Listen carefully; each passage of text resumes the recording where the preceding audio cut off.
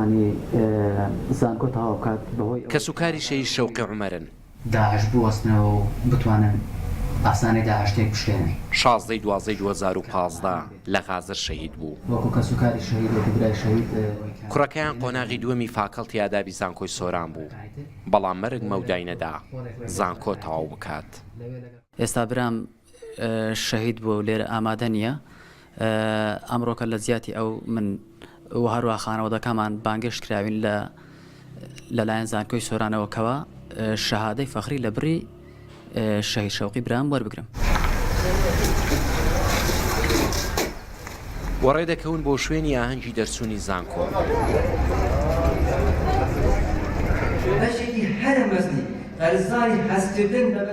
لە لای کە سوکاری شەهیدی کۆبانێ زێرەبان ئەکرەم دادەنیشن.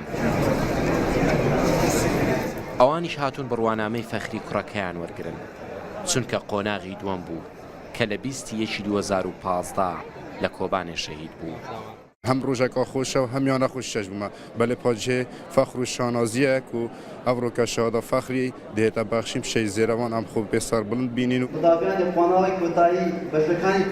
دایک و باوشان بە وردی لە هاوپۆلانی کوڕەکانیان دەڕوانن.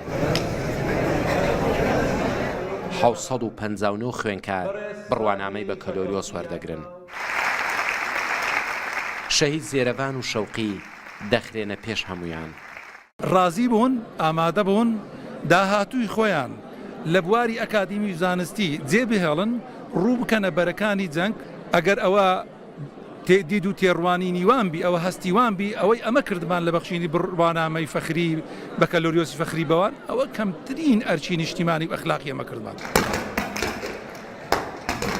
نوێمین خولی دەرچوونی زانکۆی سۆرانە. ئەو زانکۆی ساڵی 2009 کرایەوە و ساڵانە نزیک 1000 خوێنکار بڕوانامەی بە کەلۆریۆسی لێوەردەگرێت.